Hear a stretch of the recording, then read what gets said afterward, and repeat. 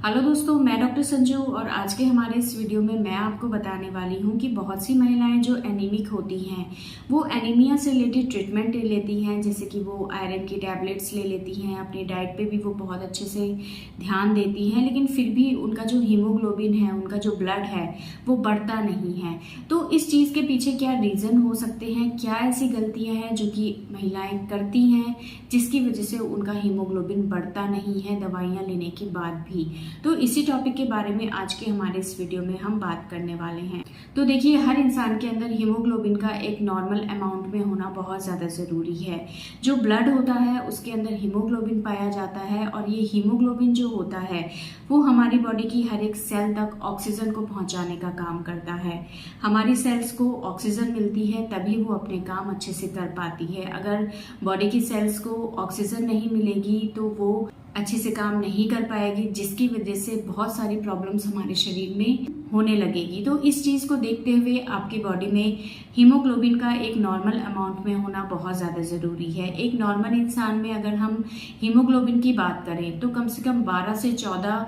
के बीच में आपका हीमोग्लोबिन होना ज़रूरी है। अगर इससे कम रहता है तो इसका मतलब है कि आप एनीमिक है। अब अगर किसी भी इंसान को एनीमिया हो जाता है, चाहे वो महिला हो, पुरुष हो या बच्चे हों, ऐसे में वो जब एनीमिक होते हैं तो उनके अंदर कमज़ोरी, थकान, इस तरह के सिम्टम्स आने लगते हैं। जब वो डॉक्टर के पास जाते हैं तो डॉक्टर उनको मेडिसिन देते हैं आयरन से रिलेटेड, लेकिन इन दवाइयों को लेने के बाद भी कई बार ये होता है कि शरीर में हीमोग्लोबिन बढ़ता नहीं है, वो उतने का उतना रहता है। तो कई बार कुछ ऐसी गलतियां कर लेते हैं जिसकी वजह से जितना इफेक्ट इन मेडिसिन का बॉडी के अंदर होना चाहिए वो इफेक्ट पूरी तरह से आ नहीं पाता है और किसी भी इंसान का दवाई लेने के बाद भी जो ब्लड है या हीमोग्लोबिन है वो बढ़ता नहीं है। तो इन आयरन की दवाइयों को जो कि डॉक्टर आपको एनीमिया होने पे प्रेस्क्राइब करते हैं, इन दवाइयों को लेते टाइम आपको कुछ चीज़ों का ध्यान रखना बहुत ज़्यादा ज़रूरी है। तो इसमें सबसे पहले गलती जो लोग करते हैं वो ये है कि इस आयरन की गोली को लोग खाना खाने के तुरंत बाद लेते हैं। तो इसकी वजह से क्या होता है, जो इस आयरन का एब्जॉर्प्शन है उसमें प्रॉब्लम आती है। जो आयरन हमारी बॉडी में एब्जॉर्ब होना होता है वो एब्जॉर्ब नहीं हो पाता है, जिसकी वजह से जो आयरन है वो ऐसे के ऐसे शरीर से बाहर निकल जाता है। तो इसके लिए इस चीज़ का आप हमेशा ध्यान रखिए। आयरन की दवाइयों को आपको खाना खाने के तुरंत बाद नहीं लेना है। या तो इन दवाइयों को आप खाना खाने से 1 घंटा पहले लें, या अगर आपने खाना खा लिया है तो उसके कम से कम 1 से 2 घंटे के बाद ही आपको इन आयरन की गोलियों को लेना है।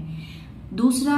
ये जो दवाइयाँ होती हैं इनको आपको हमेशा किसी खट्टी चीज़ के साथ लेना है, जैसे कि आप नींबू पानी के साथ आप इसको ले सकते हैं, आप लस्सी के साथ इसको ले सकते हैं, या आप मौसमी या संतरे के जूस के साथ इसको ले सकते हैं, या आप आंवले के जूस के साथ इसको ले सकते हैं। मतलब इसके साथ कोई ना कोई एक खट्टी चीज़ आपको ज़रूर लेनी है। इससे क्या होता है कि हमारी बॉडी के अंदर आयरन को एब्जॉर्ब करने के लिए विटामिन सी की ज़रूरत होती है, और कई बार अगर ये विटामिन सी शरीर में पर्याप्त मात्रा में नहीं होता तो ये जो भी हम आयरन लेते हैं दवाइयों के फॉर्म में या फिर डाइट के फॉर्म में, ये आयरन हमारी बॉडी में रुकता नहीं है और शरीर से बाहर निकल जाता है, क्योंकि इसको रोकने के लिए विटामिन सी की ज़रूरत होती है। अब ये जो विटामिन सी होता है ये आपको मिलता है खट्टे फ्रूट्स के अंदर या कोई भी खट्टी चीज़ के अंदर। इसलिए जब भी आप आयरन की दवाई लेते हैं उसके साथ आपको कुछ ना कुछ खट्टा साथ में एक चीज़ ज़रूर लेनी है, जिससे इस आयरन का एब्जॉर्प्शन आपके शरीर में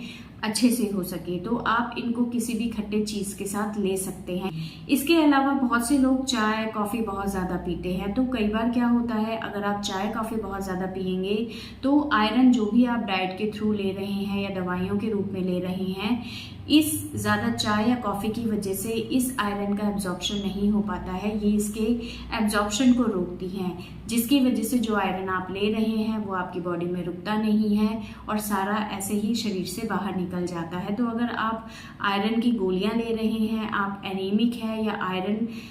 या खून बढ़ाने के लिए डाइट आप बहुत अच्छी ले रहे हैं, तो ऐसे में अगर आप चाय या कॉफ़ी ज़्यादा पीते हैं तो इन चीज़ों का इस्तेमाल आपको बहुत कम कर देना है। इसके अलावा बहुत से लोग ऐसे होते हैं जिनको इंटेस्टाइनल कोई ना कोई प्रॉब्लम होती है, यानी कि उनकी आंतों में किसी तरह का कोई इन्फेक्शन होता है, या उनको लूज मोशन की प्रॉब्लम रहती है, या किसी को अगर कॉन्स्टिपेशन की प्रॉब्लम है, या IBS की प्रॉब्लम है, यानी कि उनका पेट बार बार खराब रहता है, या उनको पेट में कीड़ों की प्रॉब्लम है। तो कई बार आंतों के अंदर अगर इस तरह के कारण रहेंगे तो इससे भी क्या होता है, आयरन का एब्जॉर्प्शन नहीं हो पाता है, क्योंकि जो हम खाने के थ्रू आयरन ले रहे हैं वो हमारी आंतों में जाता है और आंतों से वो हमारे ब्लड सर्कुलेशन में एब्जॉर्ब हो जाता है। लेकिन अगर आपके इंटेस्टाइन में किसी भी तरह की कोई बीमारी है, कोई प्रॉब्लम है, तो वहाँ से इस आयरन का या दूसरे न्यूट्रिएंट्स का एब्जॉर्प्शन अच्छे से नहीं होता है, जिसकी वजह से आप अगर आयरन लेते भी हैं तो ये आपके शरीर में रुकता नहीं है। तो ये कुछ कारण है जिसकी वजह से आपके अंदर, आप अगर आयरन के सप्लीमेंट ले भी रहे हैं, डाइट भी आप अच्छी ले रहे हैं, लेकिन फिर भी अगर आपका हीमोग्लोबिन नहीं बढ़ रहा है, तो कहीं ना कहीं जो भी मैंने ये रीजंस बताए हैं इनके पीछे कोई ना कोई कारण ऐसा ज़रूर हो सकता है जिसको आपको ढूंढना बहुत ज़्यादा ज़रूरी है। कई बार हम दवाइयाँ ले लेते हैं, अपना खाना पीना भी अच्छा रखते हैं, लेकिन इन दूसरे कारणों की तरफ हम ध्यान नहीं देते हैं, जिसकी वजह से जो भी हम खाने पीने में मेहनत करते हैं या जो दवाइयाँ हम लेते हैं वो हमारे शरीर को लग नहीं पाती हैं। तो इसलिए अगर आप एनीमिक हैं, आप दवाइयाँ ले रहे हैं, लेकिन फिर भी आपका हीमोग्लोबिन या आपका ब्लड नहीं बढ़ रहा है, तो जो भी मैंने कारण बताए हैं उन कारणों के ऊपर भी आप एक बार ज़रूर ध्यान दें। हो सकता है इनमें से कोई ना कोई कारण आपके साथ ज़रूर हो जो कि आपके शरीर में आयरन के एब्जॉर्प्शन में प्रॉब्लम कर रहा हो, और अगर इन कारणों में से कोई भी कारण निकलता है तो उसके ऊपर भी आपको ध्यान देना बहुत ज़्यादा ज़रूरी है। तो दोस्तों, ये था आज का हमारा वीडियो। अगर इस वीडियो से रिलेटेड आपके किसी तरह के कोई सवाल है जो आप हमसे पूछना चाहते हैं तो आप हमें कमेंट कर सकते हैं, और हमारे आने वाले वीडियोज़ को देखने के लिए हमारे इस चैनल को सब्सक्राइब ज़रूर करें।